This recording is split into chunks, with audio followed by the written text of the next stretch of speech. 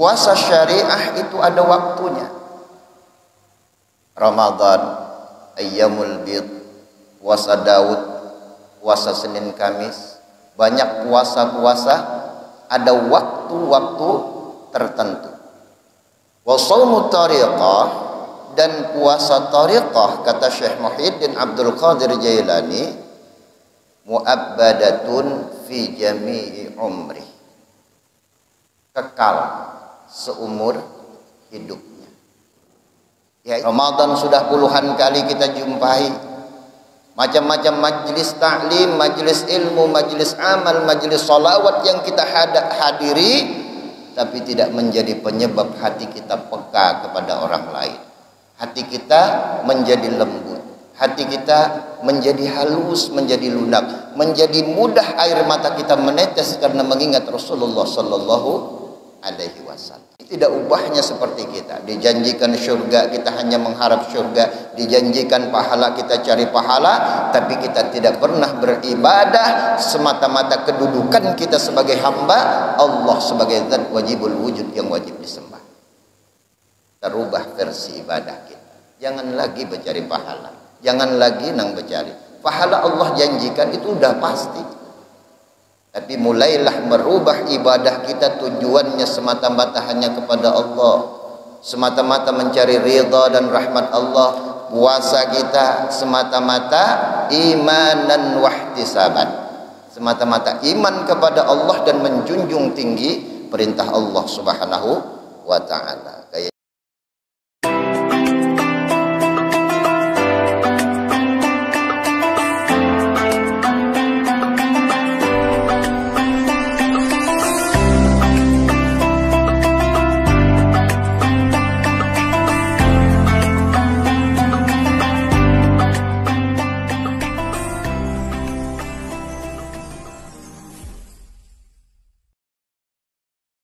Assalamualaikum warahmatullahi wabarakatuh.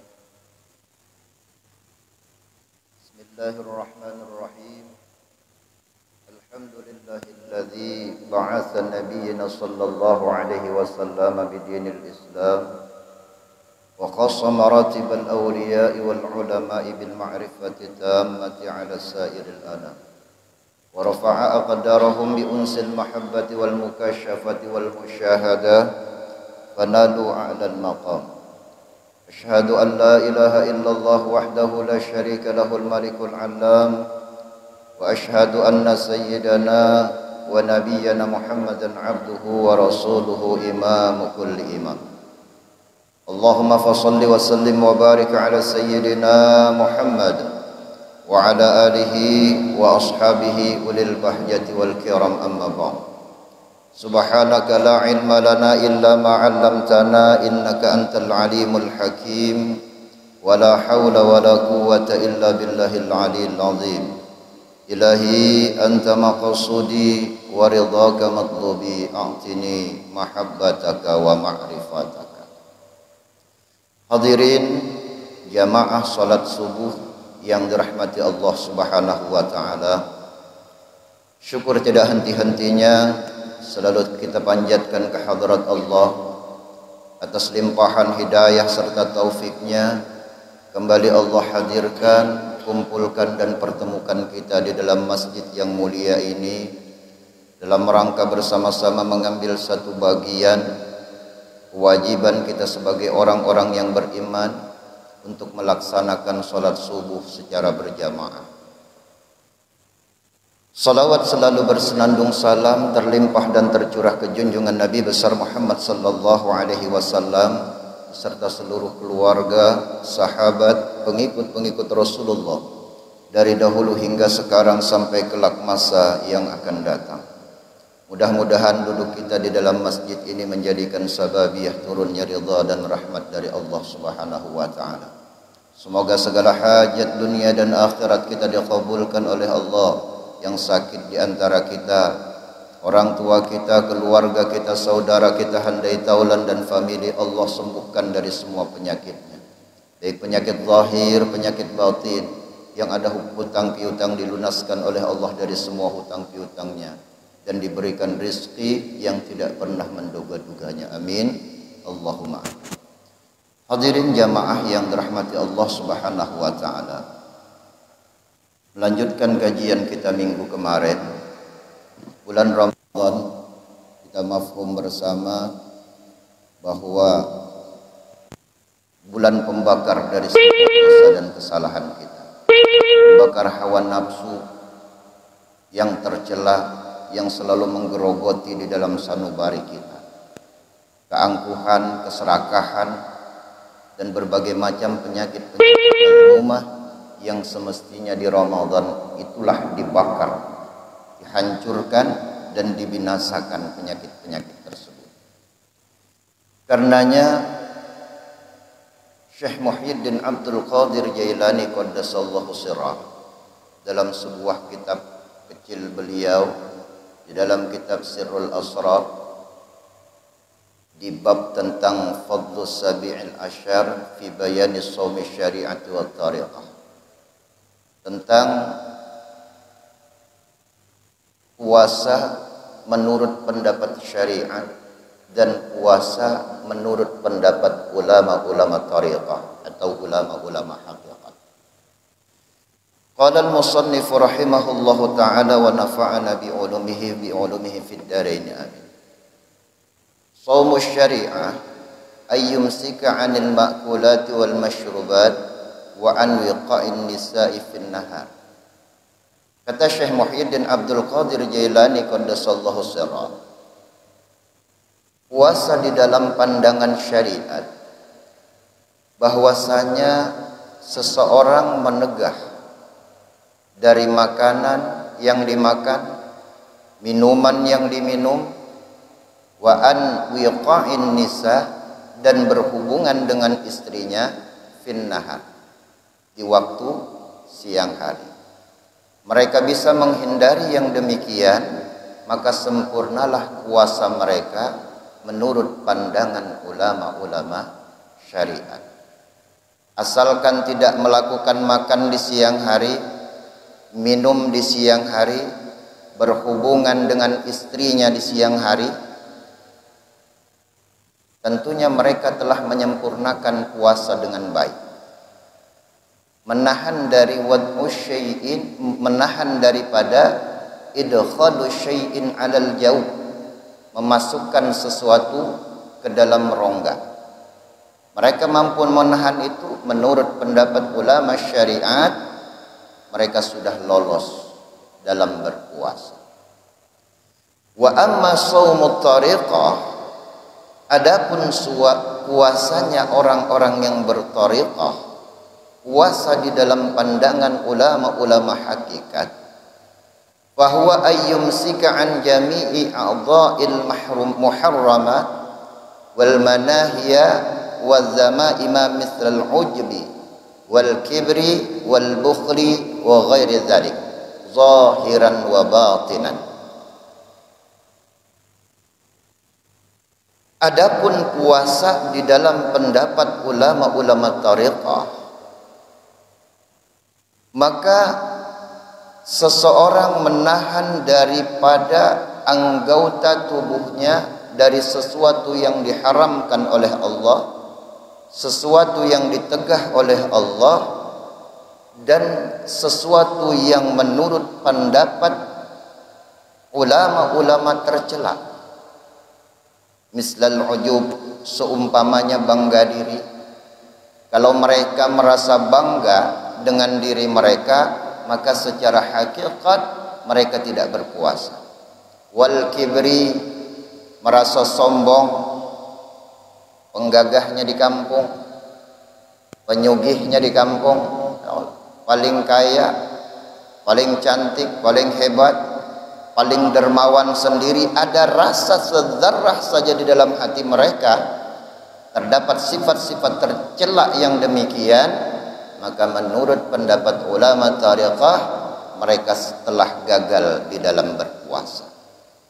Rasa sombong, bakhil, karena al-bakhil aduwullah, as-sakhi al-bakhil aduwullah.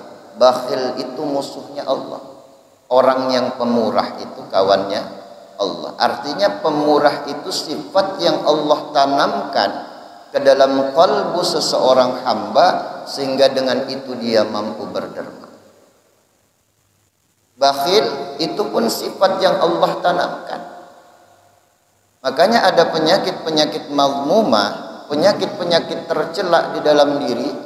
Ini hinggap kepada siapa saja.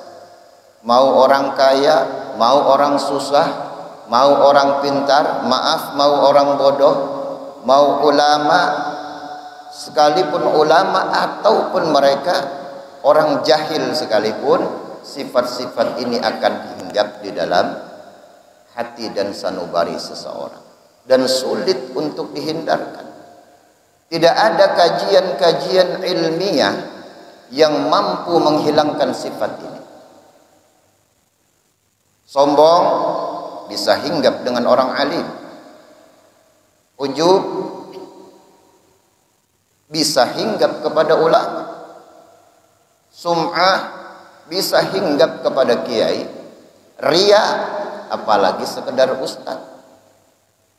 Mereka akan menghinggapi dan menggerogoti hati sanubari manusia.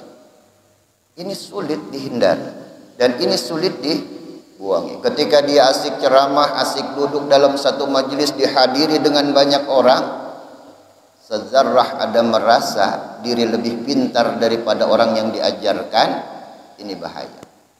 Siapa yang tahu sifat ini? Hanya dia dan Allah yang mengerti. Jamaah unggut-unggut saja. Ya Allah, jamaah unggut-unggut saja. Ngerti ya kalau bahasa unggut-unggut? Jamaah ngerti. Ini yang bahaya. Tidak ubahnya seperti lilin, mereka menerangi orang lain tapi diri mereka sendiri terbakar. Ini penyakit mazmumah yang sakit. Tidak ada kajian-kajian ilmiah. Tanya pada ustaz, tanya pada kiai, berapa bab sabar yang mereka khatamkan, berapa bab syukur yang mereka khatamkan, berapa bab ridha, berapa bab ikhlas yang mereka khatamkan. Apakah mereka bisa menjadi orang yang sabar? Apakah dengan serta-merta mereka bisa menjadi orang yang syukur, orang yang ridha dan ikhlas? Tentunya belum. Karena sabar, syukur, ridha, ikhlas itu penyakit, sifat-sifat mahmudah, sifat-sifat yang terpuji yang Allah tanamkan di dalam sanubari seseorang hamba. Itu rahasia Allah. Kita tidak pernah mengerti dan mengetahui bagaimana Allah, cara Allah menembakkan nur di dalam kalbu orang tersebut. Mencegah sesuatu seperti halnya sifat ujub, kibir, bakhil dan ghairi dzalik dan yang lain daripada demikian, itu penyakit-penyakit tercela zahiran wa batinan, zahir dan batin. Fakullaha yubtilu shaumat tariqah. Maka semua itu penyakit-penyakit yang tercela ini, ujub dan semisalnya, kibir dan semisalnya, bakhil dan semisalnya, ini akan menjadi penyebab batalnya puasa di dalam pandangan ulama tariqah. Sebagaimana batalnya puasa di dalam pandangan syariat, memasukkan sesuatu ke dalam rongga, makan, minum dan sebagainya. Seperti itu jualah orang-orang yang bertariqah, para ahlu tariqah, ulama-ulama hakikat. Mereka merasa diri mereka batal ketika ada sifat-sifat tercela yang menggerogoti hati manusia. Lalu kata Syekh Muhyiddin Abdul Qadir Jailani, fasawmu syariah muaqqatun. Syaumus syariah itu ada waktunya. Ramadan 29 hari atau 30 hari, tergantung keputusan pemerintah. Ya Allah, apa ajar pemerintah, kita rakyat sami'na wa ata'na. Ajar pemerintah puasa hari Minggu, ya Minggu empati. Walaupun ada saudara-saudara kita sesama muslim yang mereka kemarin sudah puasa hari Sabtu, kita hargai perbedaan. Jangan sebab perbedaan lalu timbul perpecahan. Ini yang tidak dianjurkan. Puasa syariah itu ada waktunya. Ramadan, Ayyamul Bid, puasa Daud, puasa Senin Kamis, banyak puasa-puasa ada waktu-waktu tertentu. Wa shaumu tariqah, dan puasa tariqah kata Syekh Muhyiddin Abdul Qadir Jailani, mu'abbadatun fi jami'i umri, kekal seumur hidupnya, yaitu menahan dari sifat-sifat tercela tadi. Kenapa bisa masuk sifat tercela di dalam hati manusia? Kenapa ada ghaflah? Kenapa ada ujub, ada riya, ada sum'ah di dalam hati kita? Ketika ulama-ulama syariat meneliti fi qulubihim maradun fazadathum rijzan ila rijzihim wa matu wa hum kafirun. Di dalam hati mereka itu ada satu penyakit, maradun.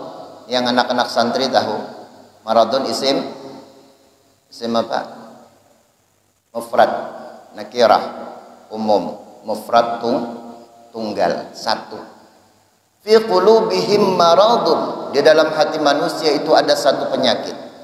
Fazadathum rijzan ila rijzihim wa matu wa hum kafirun. Maka dari satu penyakit tadi akan bertambah kekotoran-kekotoran di atas dari penyakit itu, dan matinya dikhawatirkan dalam keadaan kafir. Lalu diteliti, apa maradun ini? Apa penyakit yang menggerogoti hati sanubari manusia, bahkan dikhawatirkan orang itu mati dalam keadaan kafir. Kafir menurut pendapat hakikat, kafir menurut pandangan syariat, orang yang keluar dari agama Allah dan Rasul, tidak beriman kepada Allah dan Rasulnya, kafir. Kafir, kafara. Kafara itu artinya, kalau bahasa Inggrisnya apa? Cover. Cover itu sampul tebal penutup. Hatinya yang tertutup, tidak menerima kebenaran. Nah, ketika diteliti, oh ternyata kata ulama syariat di dalam tafsir-tafsir syariat diteliti, oh ini sebab dari penyakit ujub, riya, sum'ah, hubbul madah dan sebagainya. Ini yang membahayakan. Lalu ulama-ulama sufi, mereka tidak berhenti sampai di sana. Redaksinya satu penyakit, tapi satu penyakit ini bisa menyebabkan terjadinya berbagai macam penyakit yang menggerogoti jiwa dan hati manusia. Lalu ketika diteliti, nama penyakit itu ghaflah ilallah, lupanya manusia kepada Allah. Karena manusia lupa dan lalai kepada Allah, Allah tanamkan sifat tercela. Allah yang menanamkan sifat-sifat itu. Karena merasa hebat dengan ilmunya, Allah tanamkan sifat sombong. Karena merasa bangga dengan kekayaannya, Allah kasih dia sifat ujub. Kalau Allah sudah menanamkan di dalam kalbu penyakit demikian, siapa yang mampu mencabut penyakit itu?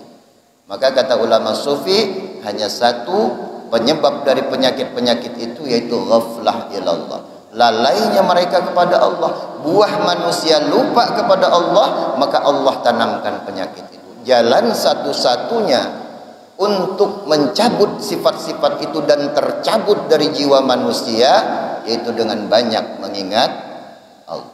Lisan memuji kebesaran Rasulullah dengan banyak bersolawat kepada Nabi. Qalbunya selalu banyak mengingat Allah. Kenapa kita banyak ngurusin orang lain? Apalagi nonton di Facebook, YouTube, snack video, TikTok dan sebagainya. Kita nonton macam-macam. Urusan di Jakarta yang tidak ada urusannya kita di Merak, kita ikut ngurusin. Ya kan? Urusan di Jakarta, di Jawa, Surabaya, Makassar, Semarang, Medan dan sebagainya yang bukan urusan kita. Akibat terlalu banyak megang Android, megang handphone, umpat jua mengurusi. Duduk di dalam masjid, yang dikisahkan siapa? Siapa dipukuli semalam? Ya kalau siapa? Armando. Kurang di sana, dipukuli di Jakarta, yang repot kita di Melang. Sibuk ngurusin orang lain. Kenapa kita sibuk mengurusin orang lain? Karena kita tidak ada waktu untuk mengurus diri kita sendiri, sehingga kita banyak mengurusin orang lain. Kita ini banyak mengurusi orang. Kenapa? Karena kita tidak ada waktu untuk mengurus diri kita sendiri. Kalau kita banyak mengurus diri kita, sampaikah amalku kepada Allah? Diterimakah taubatku oleh Allah? Ibadahku ini tercelakkah? Adakah penyakit-penyakit yang menggerogoti ibadahku sehingga ibadahku menjadi habaan mansura, debu yang berterbangan tidak ada nilainya?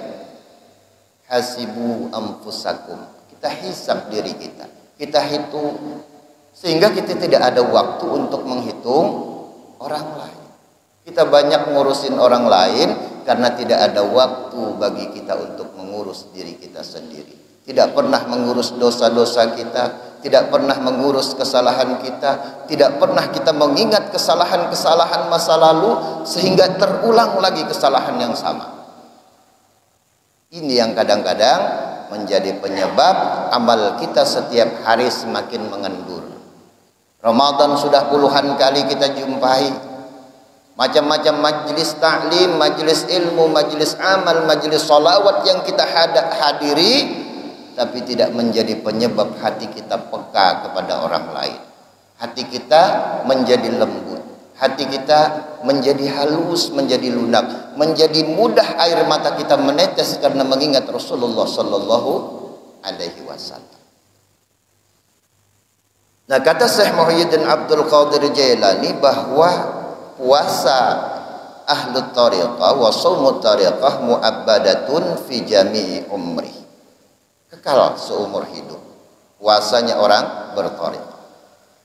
Falidzalika qala Rasulullah sallallahu alaihi wasallam, sebab yang demikian itu ada sabda Rasulullah sallallahu alaihi wasallam, robba shaimin laisa lahu min siyamihi illa al-ju'.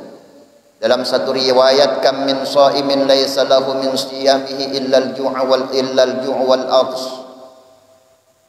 Berapa banyak orang yang puasa yang mereka tidak mendapatkan apa-apa dari puasanya, illa al-ju', yang mereka dapatkan hanya lapar. Kam min shaimin muftirun wa kam min muftirin shaimun. Ini pendapat ulama sufi, bukan hadis. Ada sebagian ulama berkata, kam min shaimin muftirun, berapa banyak orang yang berpuasa, muftirun, padahal mereka tidak berpuasa atau berbuka. Wa kam min muftirin shaimun, dan berapa banyak orang yang tidak berpuasa tetapi mereka hakikatnya berpuasa. Awas salah dalam pemahaman. Ini kena salah-salah nih. Ujar Guru Samsul, banyak orang yang puasa itu sama ya kada puasa. Tapi ini apa nih? Kada puasa, makan berokok siang hari. Ikam kada tahu hakikatnya aku nih puasa. Nah, ini jangan diumpati nih. Jangan diumpati. Kalau salah menggunakan kaul ulama ini, kaulnya jelas, kam min shaimin muftirun, berapa banyak orang yang berpuasa padahal mereka tidak berpuasa.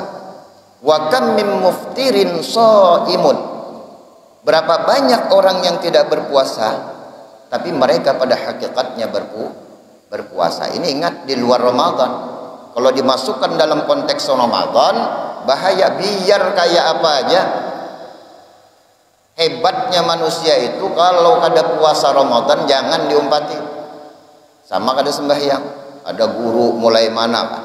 Apalagi mulai Banjar, apalagi mulai Banjar, kebanyakan itu. Ada guru aja mulai Banjar melajarkan ilmu kemulangan, kitabnya kandal. Sekali ulun lihat kitabnya tulisan tangan, kitabnya tulisan tangan. Yang lain hadis dipadahkan hadis, tulisan tangan. Qurannya juga tahalang tebujur barisnya, membawa ke rumah, ini kitab tuha guru mun pian hendak supaya matinya nyaman. Ya Allah, wa ma tadri nafsum bi ayyi ardin tamut. Tidak ada seseorang pun yang mengetahui di bumi-bumi mana dia diwafatkan oleh Allah. Dikiranya nyaman mati. Rasulullah sallallahu alaihi wasallam dalam sebuah hadis dan banyak riwayat hadis-hadis yang lain, mati itu ketika malaikat Israel mencabut seseorang, nyawanya itu sama dicucuk dengan 70 pedang. Saking ngerinya mati. Dipadahkannya mati itu nyaman. Pun hendak matinya nyaman guru ini kitabnya. Ada kitabnya. Lihat tulisan tangan. Awaludin ma'rifatullah. Man arafa nafsah faqad arafa rabbah. Sambatnya hadis. Padahal lain hadis. Biasanya kitab-kitab seperti itu mengatakan qala Rasulullah sallallahu alaihi wasallam awaludin ma'rifatullah. Awal agama mengenal Allah. Kalau kada kenal Allah berarti kada beragama. Jadi kenal Allah dulu hanyar beragama. Coba. Ini membahayakan. Jangan umpati kajian-kajian. Apalagi berokok di tengah hari bulan puasa. Ya Allah. Karena jam 2 malam belajaran, orang ajan subuhnya guringan. Coba pintarnya.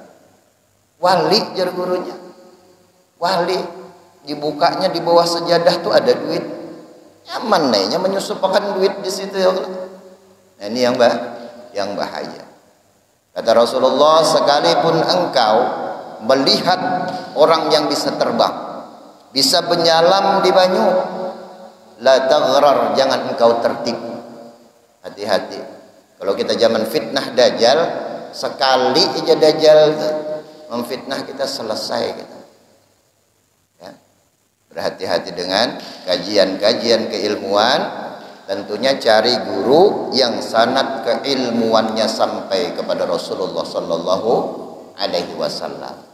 Jangan mencari guru yang belajar dengan Kiai Haji Abdul Google, Syekh YouTube. Itu hati-hati. Atau hanya sekedar melihat postingan-postingan dituangkan di dalam kertas lalu disampaikan kepada orang lain.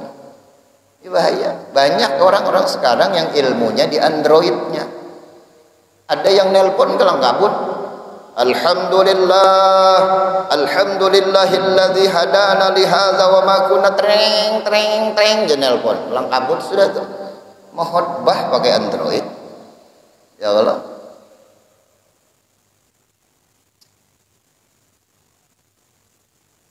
Wa qala Allah Ta'ala fil hadisil qudsi, dan Allah Subhanahu wa taala berfirman di dalam sebuah hadis qudsi, yasiru lis-shaimi farhatani. Bagi orang-orang yang berpuasa itu ada dua kegembiraan. Farhatun indal iftar. Yang pertama kegembiraan ketika mereka berbuka. Wa farhatun inda ru'yati jamali. Dan yang kedua, kegembiraan yang kedua itu ketika dia kelak berhadapan dengan keelokan Allah, memandang zat wajibul wujud. Yang pertama kata ulama syariat ketika dia berada di dunia, kegembiraan yang kedua ketika dia nanti berada di akhirat, berjumpa dan berhadapan langsung dengan keelokannya Allah Subhanahu wa ta'ala. Wa qala ahli syariat, orang-orang syariat menyikapi hadis qudsi ini, kata Syekh Abdul Qadir, al-muradu minal iftar, yang dimaksud dengan farhatun indal iftar, kegembiraan ketika berbuka, al-aklu inda ghurubi syamsi, ketika dia makan pada saat berbuka puasa, ketika tenggelam matahari. Ada badai di pasar Ramadan itu kayaknya hendak ditukarinya seberataan. Ya Allah. Mun siang hari jam 12, jam 1, jam 2, jam 3 itu nyaman-nyamannya. Ya Allah.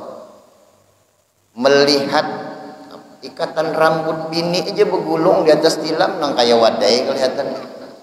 Saking nyamannya wadai itu. melihat ikatan rambut, padahal ikatan rambut bini begulung di atas tilam, kayak wadai bulu umanya aja. Nah itu kegembiraan ketika dia berbuka puasa. Farhatun indal iftar, kegembiraan ketika mereka berbuka puasa. Wa binar ru'yah, ru'yatul hilal fi lailatul id. Dan kegembiraan yang kedua ketika dia melihat hilal pada saat Idul Fitri. Ini yang dimaksud ulama syariat. Farhatun indal iftar, ketika dia mendapat kegembiraan manakala berbuka puasa, dan farhatun inda ru'yati jamalih, kegembiraan ketika dia melihat bulan hidup Syawal. Artinya ketika terjadinya Idul Fitri. Wa qala ahlut tariqah, orang-orang tariqah menyikapi hadis qudsi ini, al-iftar inda dukhulil jannah bil akli biha fima minan na'im. Yang dikatakan Allah di dalam hadis qudsi farhatun indal iftar, menurut ulama tariqah inda dukhulil jannah, ketika mereka masuk ke dalam syurga, bil akli bima fiha minan na'im, ketika dia makan dengan kenikmatan-kenikmatan syurgawi. Ini yang dikatakan farhatun indal iftar. Wa farhatun inda ru'yati liqa'illah yaumal qiyamah bin nadhri sirri muayyana. Yang dimaksud farhatun indal liqa'illahi ta'ala, indal ru'yati jamali, kegembiraan ketika melihat keelokan Allah Subhanahu wa taala pada hari kiamat, binadhri sirri muayyana. Mereka mampu diberikan oleh Allah memandang sir dengan nyata. Nanti ada orang yang Allah masukkan ke dalam syurga tapi tidak diberikan keistimewaan memandang Allah Subhanahu wa taala. Ada orang yang dimasukkan ke dalam syurga tapi tidak bisa melihat ruh zat wajibul wujud, tidak mampu melihat Allah. Ini pernah saya umpamakan contoh seperti ini. Ada orang saudara, dua orang berkawan. Yang satu ketika dia masa kecil, masa remaja, asik sekolah bersama sampai luluslah sekolah, masing-masing cari pekerjaan. Lalu tiba-tiba kawan yang satu tidak ditakdirkan Allah menjadi orang yang kaya, kawan yang kedua ditakdirkan Allah menjadi orang yang kaya raya. Sampailah ketika mereka mendapatkan kabar satu sama yang lain. Kawan yang pertama yang susah dengan kawan yang kedua yang kaya raya tadi, mereka berjumpa lewat telepon. Gimana kabarmu teman? Kayak pawal kabar? Sakit benar penghidupan di Melak. Dulu nyaman, menguli aja gin dulu bahagia. Wah ini berdagang aja gin 3 hari 3 malam gak ada pecah-pecah. Kayak apa ikam kabar di sana? Di sini nyaman. Ikam kesini aja, kamu kesini aja. Apa yang engkau inginkan, kenikmatan apapun yang engkau inginkan akan aku berikan. Ujar kawan tadi itu. Ngaran susah hidup ya Allah. Hendak kayak nyaman liur. Nak makan apa aja, guring di spring bed yang 3 meter tingginya. Ya Allah, ini orang ngaran orang kaya. Ya, orang kaya bebarang aja nyambat. Rumahnya aja Jirhamdani Akbar menutup lawang tuh mulai kemerian, mulai bisukan sampai kemerian. Itu membukai lawang aja tuh. Membukai lawangnya mulai bisukan sampai kemerian. Saking ganalnya rumah. Nah, ketika dijanjikan dengan fasilitas-fasilitas yang indah, tergiur dengan fasilitas itu, lalu datanglah kawan yang susah tadi ke tempat kawan yang kaya raya. Sampai di depan pintu gerbang rumah disambut dengan pembantu, masuk ke dalam. Lalu dijamulah sebagai tamu yang istimewa. Jar kawan, kada berdusta kawanku yang sugih ini. Ternyata memang apa yang dijanjikannya dapatkan semua. Sehari masih dinikmatinya, 2 hari masih merasa nyaman, 3 hari mulai gelisah. Kenapa? Fasilitas yang dia dijanjikan temannya tadi dinikmati, tapi dia tidak pernah bertemu dengan kawannya yang puluhan tahun tidak berjumpa. Telepon, Ikam di mana wal? Aku ini 3 hari sudah di rumah Ikam nih, kada ada kelihatan muka Ikam. Kamu di mana? Aku sudah 3 hari 3 malam di tempatmu, tapi kamu ndak ada. Aku rindu ingin ketemu kamu. Nikmati aja apa yang ada. Pokoknya kamu nikmati. Kenapa? Karena itu yang diinginkannya. Ketika dijanjikan dengan fasilitas kemewahan dan keindahan, mereka hanya menginginkan fasilitas kemewahan dan keindahan. Sementara dia tidak merindukan dengan kawannya yang puluhan tahun tidak berjumpa. Ini tidak ubahnya seperti kita. Dijanjikan surga, kita hanya mengharap surga. Dijanjikan pahala, kita cari pahala. Tapi kita tidak pernah beribadah semata-mata kedudukan kita sebagai hamba Allah sebagai zat wajibul wujud yang wajib disembah. Terubah versi ibadah kita.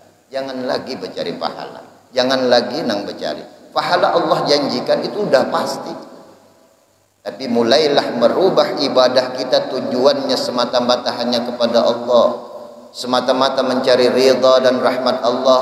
Puasa kita semata-mata imanan wahtisaban, semata-mata iman kepada Allah dan menjunjung tinggi perintah Allah Subhanahu wa ta'ala. Kayaknya sudah isyraq. Insyaallah kita lanjutkan di minggu yang akan datang. Mudah-mudahan ada barakah, ada manfaatnya. Ada kesalahan dan kekhilafan mohon dimaafkan. Wallahul muwaffiq ila aqwamit thoriq.